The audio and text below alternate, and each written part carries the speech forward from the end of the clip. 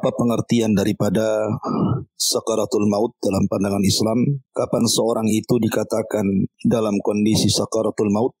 Kemudian bagaimana dahsyatnya sakaratul maut? Apakah semua orang merasakan sakaratul maut? Kemudian ciri-ciri orang yang sedang sakaratul maut dan dia husnul khatimah ataukah dia su'ul khatimah? Kemudian sakaratul maut yang paling ringan dan yang paling berat seperti apa? Kemudian amalan-amalan apa saja seorang muslim yang bisa mendapatkan kemudahan saat sakaratul maut? Dan hal apa saja yang harus dilakukan jika kita mengalami atau mendampingi seseorang yang sedang sakaratul maut dalam ajaran Islam, dan doa yang dibacakan kepada seseorang yang sedang menghadapi sakaratul maut. Inilah pertanyaan-pertanyaan yang mungkin nanti saya akan ringkas dalam satu jawaban, karena sebenarnya ini pembahasan yang sangat panjang, memerlukan waktu yang lama. Tetapi saya akan usahakan singkat jawaban ini berdasarkan dalil-dalil dari Al-Quran dan Sunnah Nabi Sallallahu Alaihi Wasallam. Ma'asyiral muslimin yang dimuliakan Allah Subhanahu wa Ta'ala, bicara tentang sakaratul maut artinya kita bicara tentang kematian. Dan kalau kita bicara tentang kematian, maka di dalam Al-Quranul Karim Allah Subhanahu wa Ta'ala menjelaskan bahwa kullu nafsin dha'iqatul maut. Setiap jiwa itu pasti akan mengalami sebuah kematian. Siapapun Anda, apakah Anda seorang pejabat, pemimpin, ataukah Anda rakyat? Apakah Anda orang kaya, bergelimang harta, ataukah Anda seorang yang miskin dan serba kekurangan dan memakan apa adanya? Apakah Anda anak kecil, orang dewasa, atau sudah tua? Apakah Anda laki-laki dan perempuan, semua akan merasakan kematian. Bahkan orang yang mulia atau jauh lebih mulia di antara kita, para nabi, para rasul, para ulama, mereka sudah merasakan apa yang disebut dengan kematian. Dan setiap hari kita bisa saksikan banyak orang yang mengalami kematian di sana di sini. Apakah Anda melihat secara langsung orang yang sedang sakaratul maut, ataukah Anda dihabarkan ada tetangga Anda yang sedang meninggal atau sudah meninggal? Artinya bahwa kematian merupakan sebuah kepastian. Dan Allah Subhanahu wa Ta'ala berfirman, "Wa ja'at sakratul mauti bil haqq, dzalika ma kunta minhu tahid." Sungguh telah datang kepada siapapun sakaratul maut, rasa sakit saat kematian, bil haq, dan itu benar adanya. Dan itulah yang membuat seseorang lari dari kematian itu. Ma'asyiral muslimin yang dimuliakan Allah Subhanahu wa Ta'ala, kalau kita sudah tahu bahwa kematian sebuah kepastian dan datang kepada kita pun tanpa ada sebuah pemberitahuan, dan kematian bukan akhir dari sebuah perjalanan, maka selayaknya seorang muslim sudah harus persiapan. Dan Nabi Sallallahu Alaihi Wasallam mengatakan, al-kayyis man dana nafsah wa amila lima ba'dal maut, bahwa orang yang cerdas adalah orang yang senantiasa introspeksi diri. Harusnya hari ini lebih baik daripada hari kemarin, bulan ini harus lebih baik daripada bulan kemarin, dan tahun ini harus jauh lebih baik dibandingkan tahun kemarin. Kemudian wa amila lima ba'dal maut, berusaha untuk mempersiapkan bekal untuk kematian kita. Makanya ketika Ali bin Abi Thalib radhiyallahu an ditanya tentang makna daripada takwa, maka beliau mengatakan takwa itu al-khaufu minal jalil. Seseorang takut kepada Allah Subhanahu wa Ta'ala. Wal amalu bitanzil.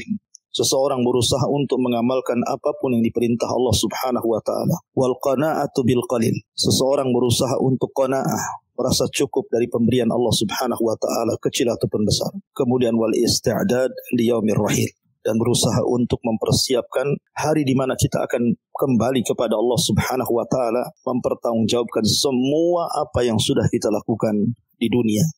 Ma'asyiral muslimin yang dimuliakan Allah Subhanahu wa Ta'ala, kita tahu bahwa sakaratul maut akan berbeda. Apa yang akan dialami oleh seorang mukmin dan juga apa yang akan dialami orang-orang kafir, munafik ataupun fasik. Namun sebelumnya, bolehkah seseorang kemudian bercita-cita untuk meninggal? Karena ada orang-orang yang mungkin terlampau lama sakitnya sehingga terbaling berbulan-bulan, bertahun-tahun. Kemudian terkadang seseorang kemudian berangan-angan untuk meninggal jauh lebih baik dibandingkan seseorang itu harus hidup. Maka dalam sebuah hadis Nabi SAW, Nabi Shallallahu Alaihi Wasallam bersabda dalam sebuah doa yang beliau selalu panjatkan, ahyini ma alimta al hayata khairan li, wa tawaffani idza alimta al wafata khairan li. Rawahun Nasai. Ya Allah, berikanlah kehidupan kepadaku jika menurutmu kehidupan itu lebih baik bagiku, tapi wafatkan diriku apabila kau tahu bahwa wafat itu jauh lebih baik dibandingkan hidupku. Kemudian dalam riwayat yang lain,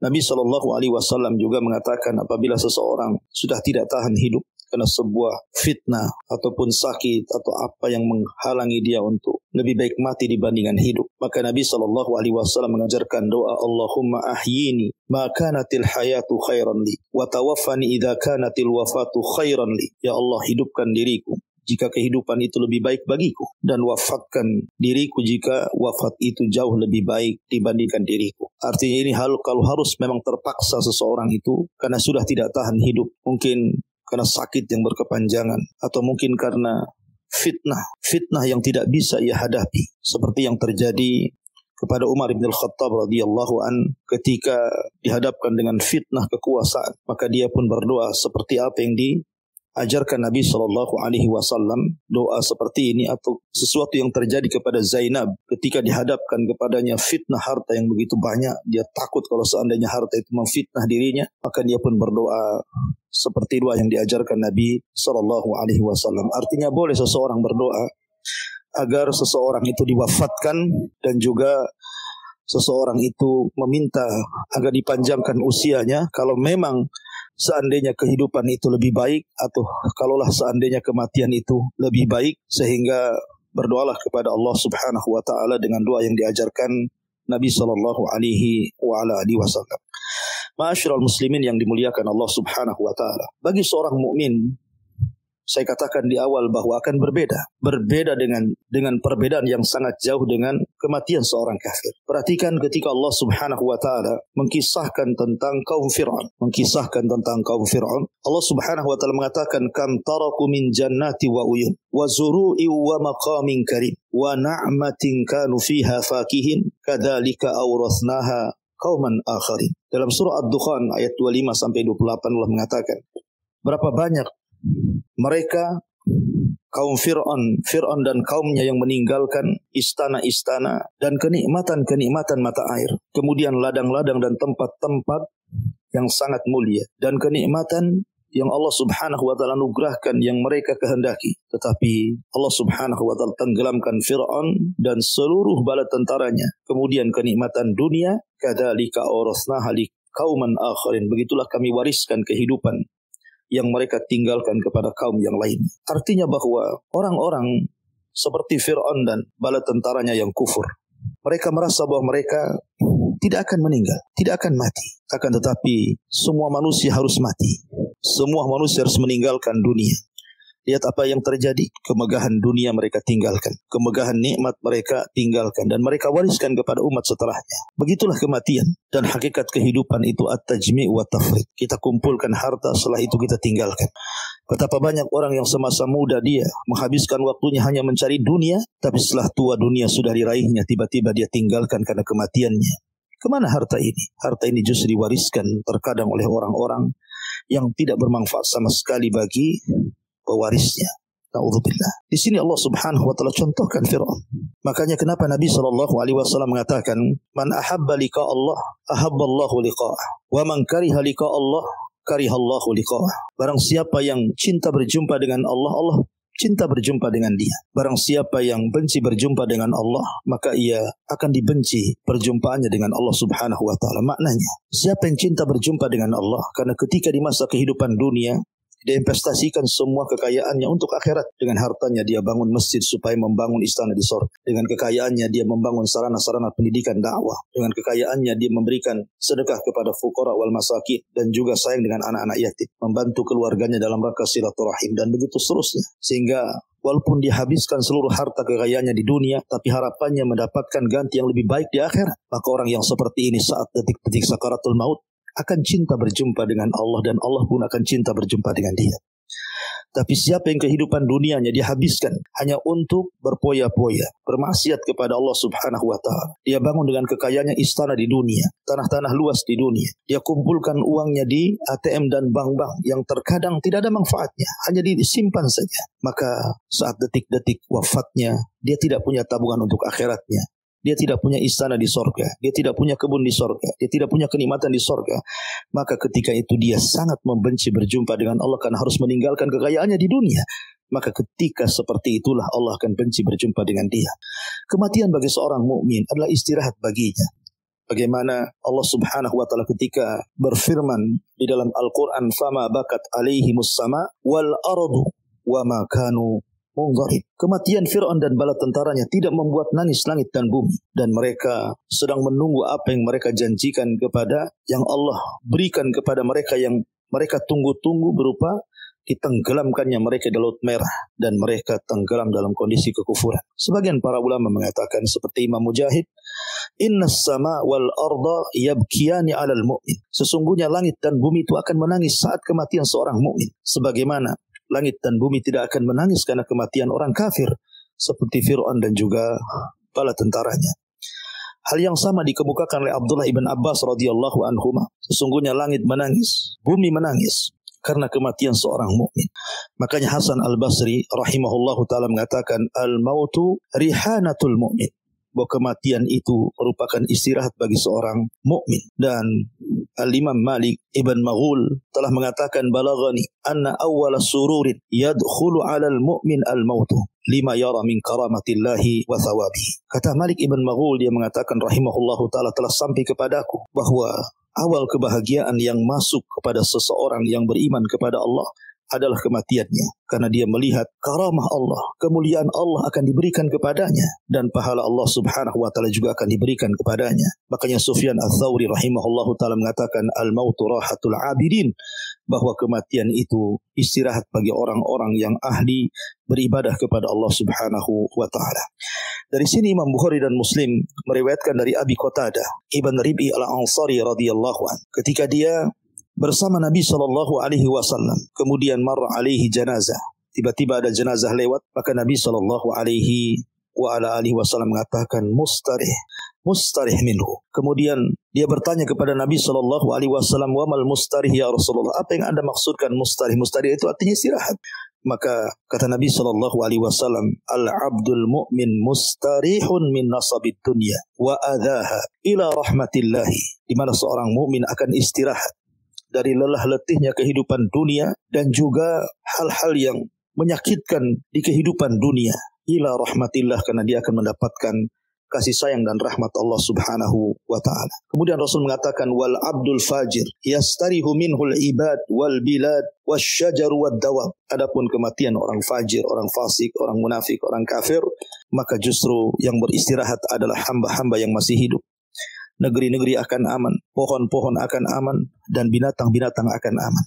Justru seluruh manusia akan senang dengan kematiannya, karena negeri-negeri akan aman dengan kematiannya. Pohon-pohon dan binatang-binatang akan merasa aman dengan kematiannya, seolah-olah mereka bersyukur dengan kematian seorang hamba yang fajir, yang fasik, yang munafik, yang kafir. Na'udzubillah min dzalik tsumma na'udzubillah. Makanya Aisyah radhiyallahu anha adalah orang yang menyaksikan bagaimana wafatnya Nabi sallallahu alaihi wasallam. Dia satu-satunya manusia di bumi yang menyaksikan bagaimana wafatnya Nabi sallallahu alaihi wasallam, karena memang wafat di hadapan dirinya.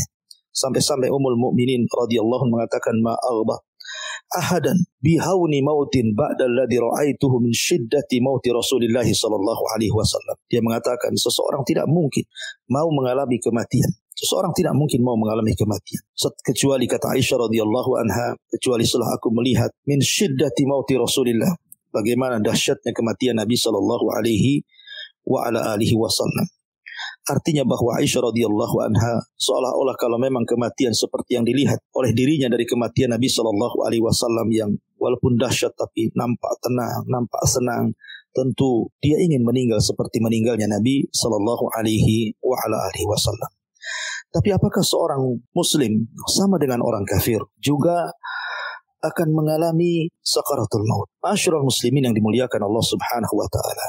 Tentu setiap orang akan mengalami sakaratul maut. Jangan lagi orang biasa, orang kafir, orang-orang fasik, orang-orang yang beriman sampai kepada Nabi sallallahu alaihi wasallam pun mengalami apa yang disebut dengan sakaratul maut. Aisyah radhiyallahu anha pernah mengatakan, aku melihat Nabi sallallahu alaihi wasallam ketika berada di pangkuannya saat-saat detik wafat. Dia mengatakan, Allahumma inni ala ghamaratil maut wa sakaratil maut. Ya Allah, bantulah aku dari keperitan saat kematian dan dari rasa sakit saat kematian. Rawahu Tirmidzi. Artinya bahwa Nabi Shallallahu Alaihi Wasallam juga merasakan apa yang disebut dengan sakaratul maut, apa yang disebut dengan kematian. Makanya dia berdoa seperti itu. Maka anda pun saat diuji oleh Allah Subhanahu Wa Taala dengan sakit yang panjang dan anda rasa-rasanya tidak bisa lagi hidup, mungkin anda merasa bahwa sebentar lagi akan meninggal, dan itu mungkin bisa dirasakan orang-orang yang sakit parah mungkin ya.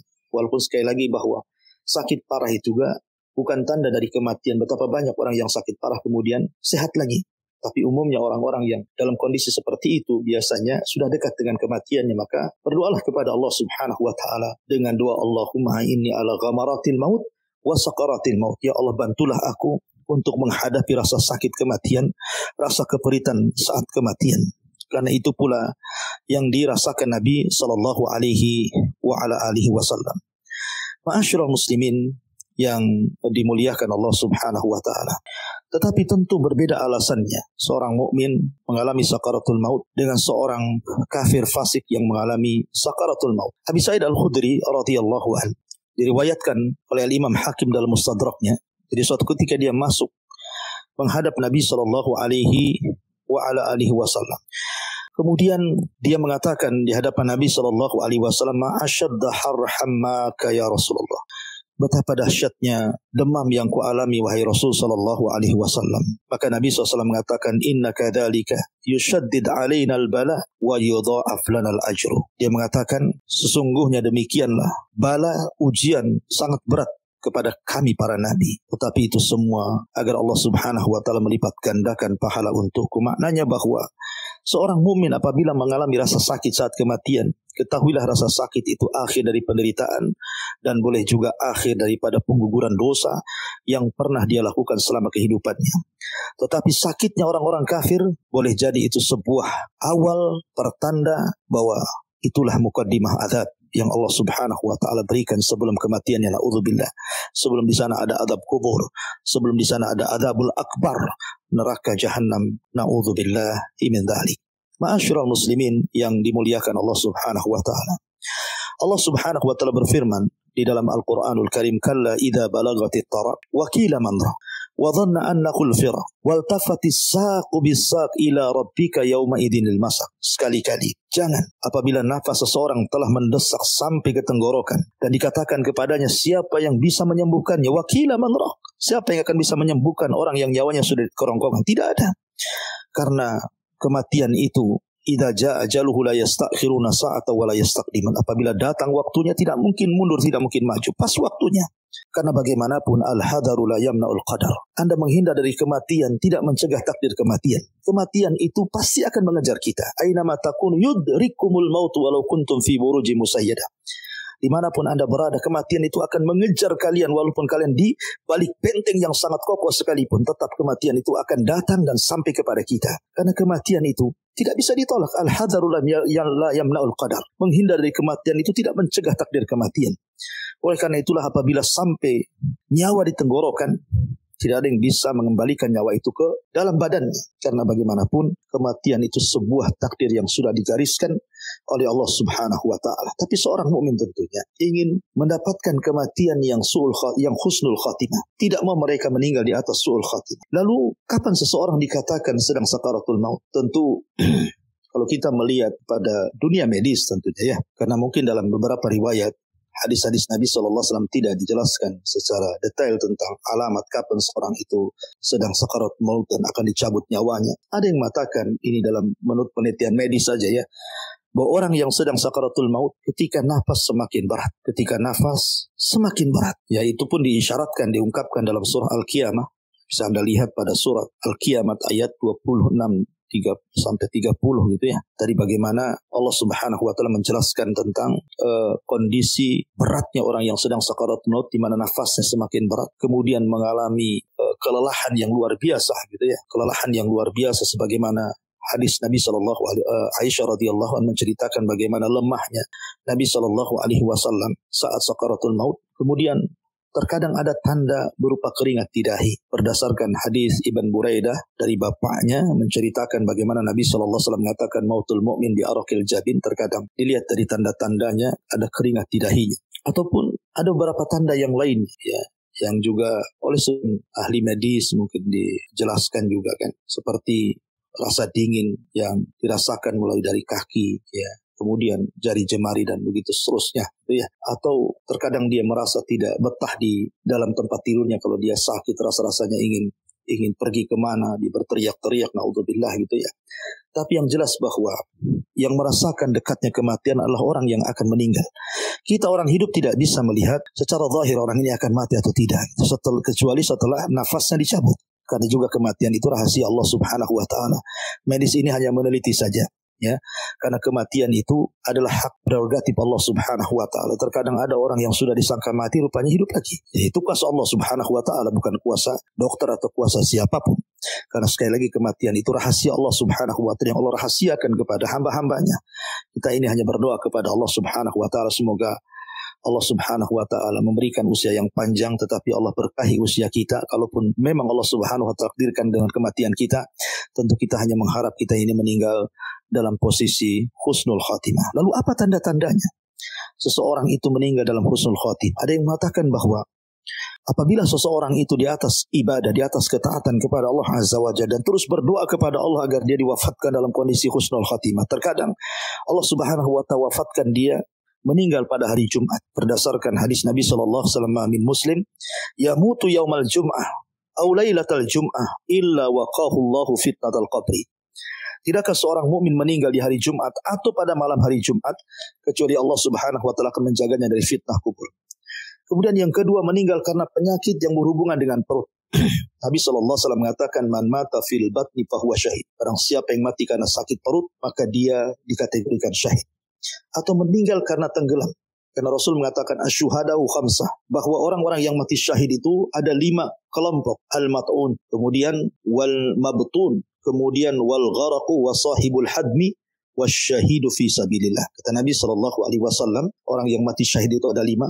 Orang yang meninggal karena penyakit taun, sakit perut, tenggelam, atau orang yang kejatuhan bangunan atau reruntuhan, atau yang meninggal di jalan Allah Subhanahu wa taala. Dan juga banyak lagi diantaranya tanda-tanda orang yang husnul khotimah, meninggal saat ibadah, meninggal di tempat-tempat ibadah, meninggal di waktu-waktu terbaik dan begitu seterusnya. Ma'asyiral muslimin yang dimuliakan Allah Subhanahu wa taala. Lalu apa yang harus kita lakukan apabila menghadapi orang yang sedang sakaratul maut, minimalnya untuk meringankan orang yang sedang sakaratul maut itu? Yang pertama, talkinlah dia dengan kalimat la ilaha illallah. Talkinkan dia dengan kalimat la ilaha illallah. Dan tidak ada kalimat yang mudah diucapkan orang sedang sakaratul maut melebihi la ilaha illallah. La ilaha illallah. Tidak akan bisa, kalimat yang susah diucapkan. Tapi kalimat ini bisa diucapkan. Aneh, bin ajaib. Ya, karena ini wahyu dari Allah Subhanahu wa taala, laqinu mautakum bila ilaha illallah. Ejahkan orang yang sedang mati kalian dengan la ilaha illallah. Ejahkan. Ya, karena hanya kalimat ini yang bisa diucapkan orang yang sedang sakaratul maut. Karena la ilaha illallah semua menggunakan huruf jaufi, huruf dalam, sehingga mudah diucapkan orang-orang yang sedang sakaratul maut. Dan Rasul mengatakan man kana akhiru kalamihi la ilaha illallah dakhalal jannah.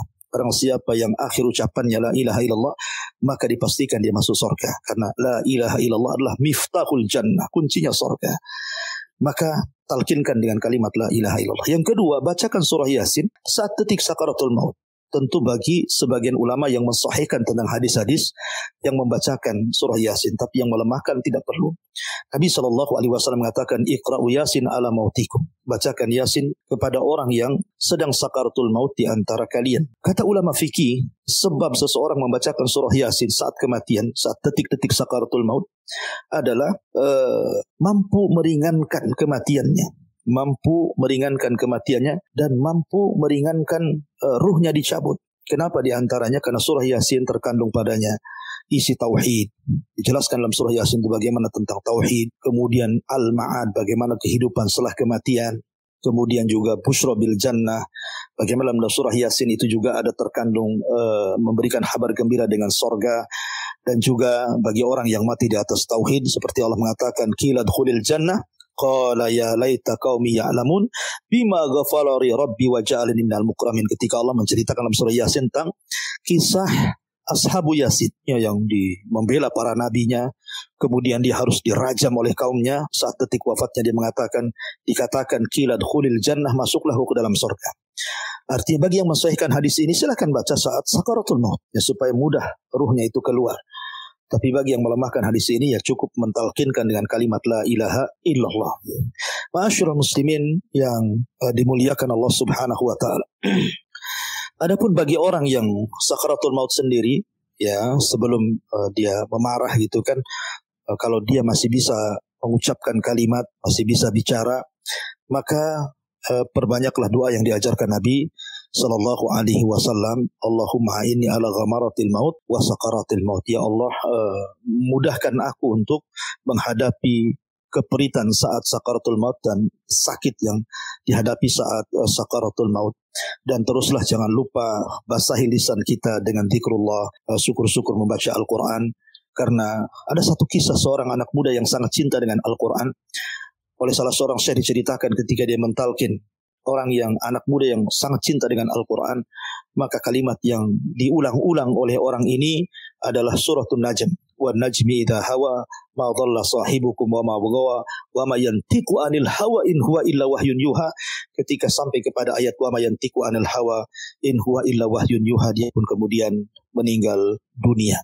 Artinya bahwa biasakan berzikir, biasakan membaca Quran bagi Anda yang sudah sakit parah, supaya Allah Subhanahu wa taala wafatkan dalam kondisi seperti itu. Walaupun ulama mengatakan bahwa kematian seseorang itu disesuaikan dengan kebiasaan hidupnya. Kalau hidupnya biasa bermaksiat, maka dia akan meninggal sesuai dengan kebiasaannya di atas maksiat. Kalau hidupnya dia senantiasa beribadah kepada Allah Azza wa Jalla, maka dia akan diwafatkan seperti itu, di atas ibadah kepada Allah Subhanahu wa ta'ala. Ma'asyiral muslimin yang dimuliakan Allah Subhanahu wa ta'ala. Ada gambaran dari sebuah hadis. Hadis ini dari Bara bin Azib radhiyallahu anhu, di mana Bara bin Azib ini menceritakan bagaimana Nabi SAW ketika menguburkan jenazah sementara liang lahat belum digali, maka Nabi SAW ketika itu bercerita di hadapan para sahabatnya tentang ruhnya seorang mukmin dan ruhnya orang kafir. Kata Nabi SAW, ruhnya seorang mukmin apabila meninggal dunia, maka datanglah malaikat membawa kain kafan dari sorga, hanut minyak wangi dari sorga, kemudian ruh itu dibawa ke langit. Maka harumnya semerbak ke langit. Kemudian para malaikat bertanya di langit, ruhnya siapa ini? Ruhnya siapa ini? Maka orang ini, malaikat yang membawa ruh ini mengatakan, Fulan bin Fulan, Fulan bin Fulan, mengambil nama terbaik bagi orang yang meninggal ini. Kemudian pintu langit pertama dibuka, kedua, ketiga, sampai ketujuh. Akhirnya ruhnya dihadapkan kepada Allah Subhanahu wa ta'ala. Dan Allah Subhanahu wa ta'ala katakan, letakkan kembali ruhnya di dalam jasadnya, tetapi amalannya angkat ke Illiyin, di tempat yang paling tinggi di surga. Akhirnya ruh ini dikembalikan kepada jasadnya. Kemudian ketika sampai di jasadnya, maka datanglah dua malaikat Munkar dan Nakir bertanya siapa Rabbnya, siapa nabinya, apa agamanya.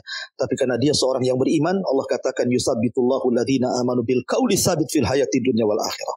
Orang-orang yang beriman mantap jawabannya, sehingga dia akan bisa menjawab semua pertanyaan Munkar dan Nakir yang disebut dengan fitnah kubur. Apabila sudah dijawab dengan benar, maka Allah Subhanahu wa ta'ala akan mengatakan, Al-sadaqa abdi, hambaku telah benar. Bentangkan pintu dari sorga, hantarkan makanan, pakaian dari sorga. Kemudian tiba-tiba datang orang yang tampan, yang baik, mengajak bicara, sampai tak sadar kemudian kiamat sudah hampir dibangkitkan. Maka dia pun mengatakan, siapa kamu? Baik sekali kau menemani diriku. Siapa kamu sebenarnya? Maka dia mengatakan, ana amaluka saleh, saya amalmu yang saleh. Tapi kalau orang kafir sebaliknya, menakutkan luar biasa, ya. Tetapi saat detik-detik sakaratul maut, seorang mukmin akan dicabut pelan-pelan ruhnya. Dimulai daripada ujung jari kaki, jari tangan, sampai kemudian di tenggorokan. Dan ruh itu seperti tetesan air terakhir yang keluar dari mulut teko, di mana tenang begitu, kemudian dicabut dengan dihabarkan di telinganya, alla takhaf wa la tahzanu wa abshiru bil jannati allati kuntum tu'adun. Dan malaikat maut mengatakan, ya ayyatuhan nafsul mutmainnah irji'i ila rabbiki radiyatan mardiyah fadkhuli fi ibadi wadkhuli jannati. Maka malaikat yang membisikkan di telinganya mengatakan, jangan takut, jangan sedih, sorga sudah menantimu. dan malaikat maut mengatakan, wahai jiwa yang baik, jiwa yang tenang, keluar kepada keridhaan Allah Subhanahu wa taala. Maka jiwa itu akan tenang keluar. Kemudian setelah di tangan malaikat maut diserahkan kepada Rasulul Maut, kemudian dikasih kain kafan, minyak wangi, kemudian diterbangkan ke langit. Itulah indahnya ruhnya seorang mukmin, tapi ruhnya orang kafir, naudzubillah, summa naudzubillah. Maka kita hanya bisa berdoa kepada Allah Subhanahu wa taala agar kita diwafatkan dalam kondisi husnul khatimah, dan tentunya kita juga berdoa kepada Allah Subhanahu wa taala semoga Allah ringankan saat kita sakaratul maut. Dan ini jawaban dari pertanyaan, wallahu a'lam, mudah-mudahan terwakili semua pertanyaannya. Ya, sekali lagi jazakallahu khairan sudah memberikan pertanyaan seputar kematian. Mudah-mudahan jawaban ini walaupun tidak memuaskan akan tetapi sudah bisa menjawab beberapa pertanyaan.